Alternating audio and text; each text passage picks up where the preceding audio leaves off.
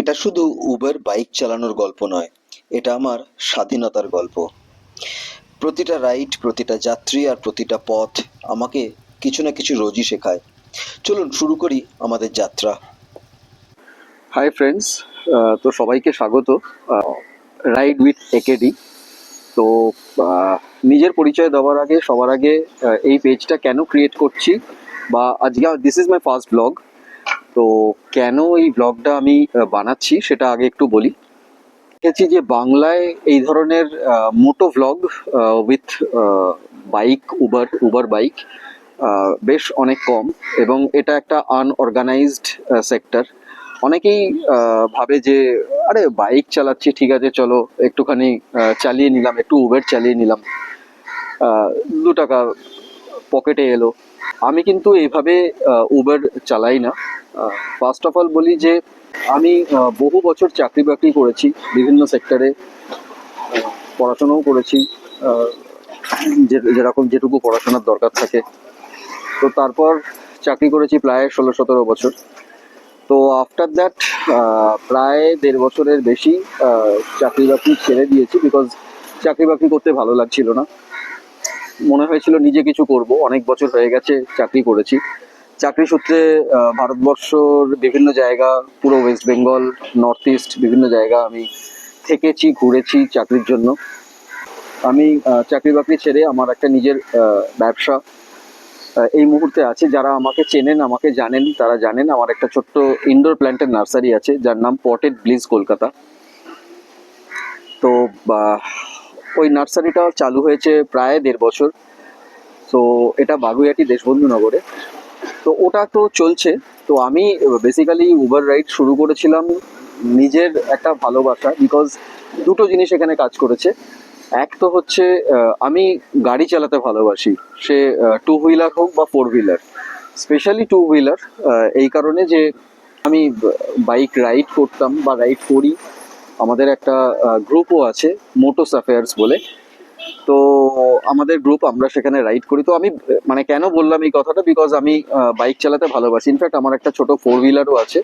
So আমি বিভিন্ন সময় বিভিন্ন ছোট রাইড, ব্রেকফাস্ট রাইড, বড় রাইড, এই বিভিন্ন ধরনের রাইড আমি করে থাকি। মোটামুটি ওয়েস্ট বেঙ্গল বাইক নিয়ে ঘুরে বেরিয়েছি, আমাদের গ্রুপের সাথে হোক বা ফ্যামিলির সাথে হোক। নর্থ ইস্টে বহুদিন ছিলাম, তো সে সময় তখন নর্থ ইস্টে গুয়াহাটিতে থাকতাম। তো প্রায় রেগুলার আমি ওখান থেকে শিলং চলে যেতাম। সানডে, যেহেতু ওখানে একা থাকতাম, সানডে মানেই ভোরবেলা উঠে বাইক বের করে শিলং। প্রথম প্রথম শুধু শিলং যেতাম, সকালবেলা যেতাম, ভোরবেলা বেরোতাম আর্লি মর্নিংয়ে। তারপর শিলংয়ে ঘুরে খাওয়া দাওয়া, দুপুরবেলা লাঞ্চ করে আবার সন্ধ্যেবেলা ব্যাক গুয়াহাটি নিজের ফ্ল্যাটে।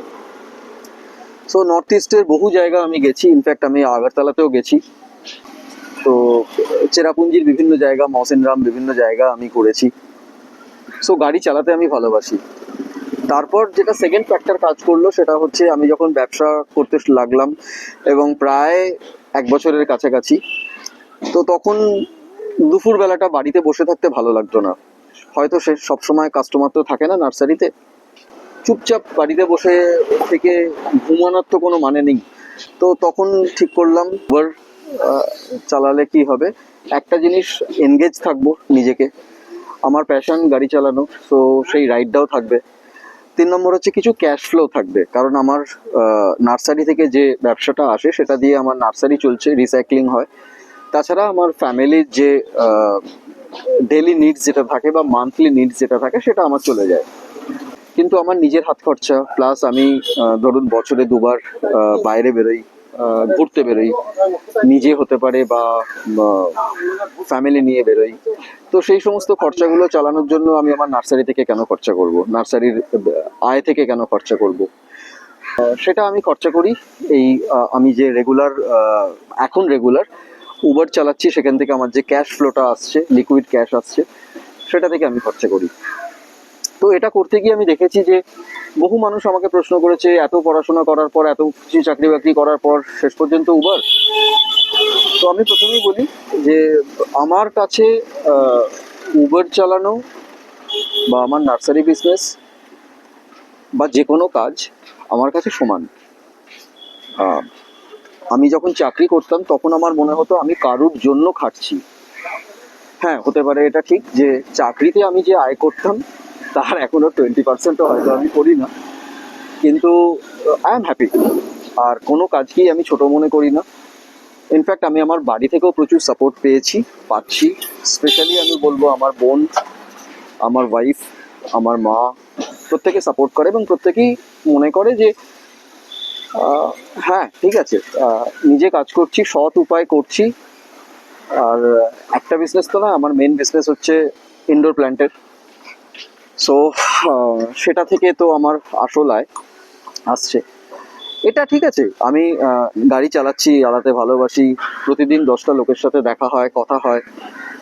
তো সেই জন্য কোনো কাজই আমার কাছে খারাপ নয়। কারণে আমি চ্যানেলটা বানালাম বা আসলাম, সেটা হচ্ছে যে অনেকেই চান যে হয়তো এরকম উবার বা বিভিন্ন যে আরো যে সমস্ত অ্যাপ যেগুলো আছে, মোটো অ্যাপ যেগুলো আছে, সেগুলো থেকে সেগুলো কাজ করবেন। অনেকে হয়তো লোক লজ্জার ভয় করতে পারে না, অনেকে হয়তো ভয় পায়। তো এই সমস্ত ব্যাপারগুলো থাকে। তো আমার মনে হলো যে আমার কিছু এক্সপিরিয়েন্স যদি সবার সাথে শেয়ার করা যায় তাহলে হয়তো কারুর ভালো লাগতে পারে, হয়তো কারুর কাজে আসতে পারে। তো সেই জায়গা থেকে আমার এই আজকে আমার ফার্স্ট ব্লগটা বানানো। তো যাই হোক, 2 মিনিট আমাকে দিন। প্রচন্ড গরম হচ্ছে, একটু হেলমেটটা খুলে আপনাদের সাথে আবার কথা বলি।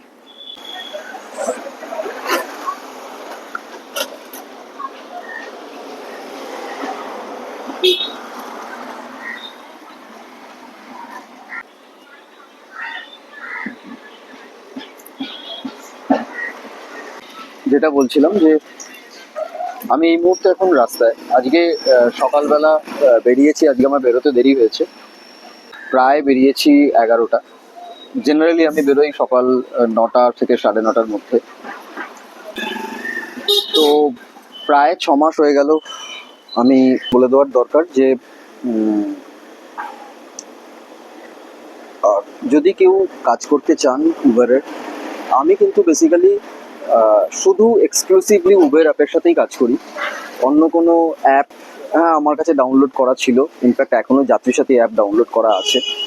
বাট বাকি যে সমস্ত র্যাপিডো বা অন্যান্য অ্যাপ আছে, আমি কারোর নাম করতে চাই না, সামহাও আমার ভালো লাগেনি। তাদের যে কাস্টমার, যে ধরনের কাস্টমার আসেন, তাদের বিহেভিয়ার, তাদের যে রেটস যেগুলো থাকে, সেগুলো আমার ভালো লাগেনি।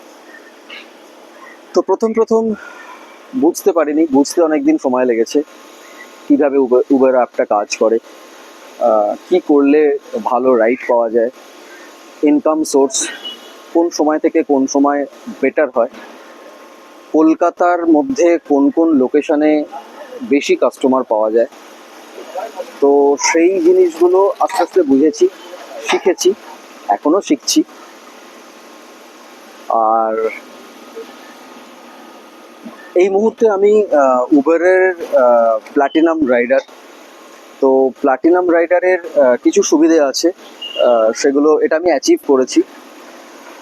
তো যারা উবের বিজনেসে করে উবেরের অ্যাপের মাধ্যমে কিছু রোজগার করতে চান বা এই যে বাইক রাইড যেটাকে এনজয় করতে চান, 2 পয়সা কামাতেও চান, Uber is the best app at present.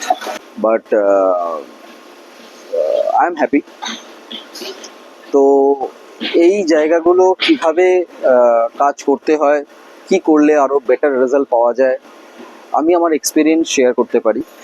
এবার একটু আমি আমার বাইকটা দেখাই, আমার বাইকটা কিরকম, কোন বাইক নিয়ে আমি কাজ করছি। চলুন দেখা যাক বাইক।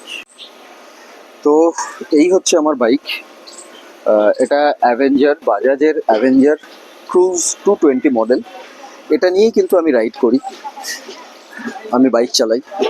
তো এটা দেখে অনেকেই হয়তো বলবেন, বাবা এত বড় এত দামি বাইক, এত শখের বাইক, এটা নিয়ে রাইড করছেন দাদা, পোষাচ্ছে আপনার? এ প্রশ্ন আমি বহুবার শুনেছি, বহুবার আমি ফেস করেছি। তো সেক্ষেত্রে আমি বলতে চাই যে হ্যাঁ, অবভিয়াসলি এই বাইক ক্রুজ বাইক, রাইডিং করার বাইক। প্রথমেই আমি বললাম যে আমি রাইড করতাম এবং গাড়িটাও আমি কিনেছিলাম শখের। বাট সব জিনিসেরই কিছু প্রজ অ্যান্ড কনস থাকে, তো এটারও কিন্তু বেশ কিছু প্রজ অ্যান্ড কনস আছে। মাইলেজ কম, যেহেতু এত বড় বাইক, 220 সিসির বাইক, তার উপরে আবার আমি পাওয়ার পেট্রোল ভরাই, তা সুতরাং সেখানে পেট্রোল কস্টও বেশি পড়ে। কারণ আমি ডে 1 থেকে পাওয়ার পেট্রোল ভরিয়ে আসছি, সেই জন্য এখনো আমি গাড়ির সাথে দিয়ে বিজনেস করছি, তার মানে এই না যে আমি গাড়িকে প্রপার ফুডটা দেবো না। কিন্তু সুবিধে হচ্ছে এটাই, আহ, গাড়ি যারা গাড়িতে যারা বসছেন তারা তাদের satisfaction level is very very good. মাত্র 6 মাসে আমি প্রায় 400, প্রায় না 400+ আমি 5 স্টার রেটিং পেয়েছি। বহু কাস্টমারের সাথে আমার আহ, মানে গুড ফিডব্যাক যেটা বলে সেটা আমি রিসিভ করেছি, ব্যাজ রিসিভ করেছি উবার থেকে। তা এটা তো গেল কাস্টমার সাইড থেকে।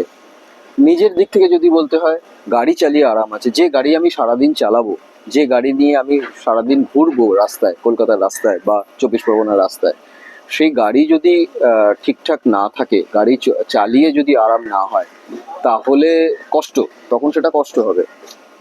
তো যেহেতু এই গাড়িটা চালিয়ে অত্যন্ত আরাম, সে বৃষ্টির সময় বলুন, বর্ষাকাল বা কলকাতার ট্রাম লাইন বলুন, তো সেই সমস্ত জায়গায় কিন্তু কম অসুবিধা ফেস করতে হয়। এটা একটা প্লাস পয়েন্ট। তো এই হচ্ছে আমার গাড়ি। গাড়িটা প্রায় 6+ ইয়ার্স হয়ে গেছে এই বাইকটা। তো আজকে প্রথম ব্লগে আপাতত এইটুকুই। বাট যারা যারা উবের বাইক, স্পেশালি মোটো উবারে আসতে চাও বা চালাচ্ছ অলরেডি, তাদের যদি কোনো কোয়ারিজ থাকে, আমার যদি সেটা জানা থাকে, তোমরা আমাকে কমেন্টস করতে পারো, আমি সেগুলো আমার সাধ্যমতো আমি জানাবো। তাছাড়া কলকাতার রাস্তায় বিভিন্ন ধরনের প্রবলেম ফেস করতে হয়, আমাকেও হয়। সেগুলো কিভাবে আমি রিজলভ করছি, সেগুলোকে কাটিয়ে উঠতে হয়। যে কোনো কাজেই প্রবলেম তো থাকে, কাজ যদি করি তো তার প্রবলেমও আসবে, কাজ না করলে কোনো প্রবলেম আসবে না, এটা আমি শিখেছি। তা সুতরাং এরকম যদি কোনো প্রবলেম থাকে আমার সাথে শেয়ার করতে পারো। তোমাদের কোনো এক্সপিরিয়েন্স আমার সাথে শেয়ার করো এই গ্রুপে, আমারও কিছু শেখা হবে। যদি আমার কোনো জানা জিনিস থাকে যেটা আমি হয়তো এক্সপিরিয়েন্স করেছি এর আগে বা এর মধ্যে, তাহলে সেটা আমিও তোমাদের সাথে শেয়ার করব। বাট একটা কথা বলছি, সেটা হচ্ছে যে একবার দুবার চালিয়ে কোনো লাভ নেই। যদি চালাও, রেগুলার চালাও, দেখবে মজা আসবে। প্লাস অনেকে বলে যে আমাকে হয়তো সল্টলেকে পাঠিয়ে দিল, সেক্টর 5-এ পাঠিয়ে দিল, তারপর আর ভাড়া পাচ্ছে না। এটা কিন্তু ঠিক নয়। উবার কিন্তু এমন একটা অ্যাপ আমি দেখলাম যে আমি যে কোনো লোকেশনেই যাই না কেন, সেটা যদি খুব প্রত্যন্ত হয় সেটা আলাদা কথা, সেটা বুঝে যেতে হবে যে তুমি যেখানে যাচ্ছ সেই ভাড়াটা অ্যাকসেপ্ট করার আগে তোমাকে দেখে নিতে হবে সেখান থেকে তুমি সেই সময় ভাড়া পাবে কিনা। যেমন আমি সাপোজ এক্সাম্পল দিচ্ছি, রাজারহাট। রাজারহাটের ভেতরে অনেক জায়গা আছে, আমি কিন্তু নিউ টাউন বলছি না, রাজারহাট বলছি।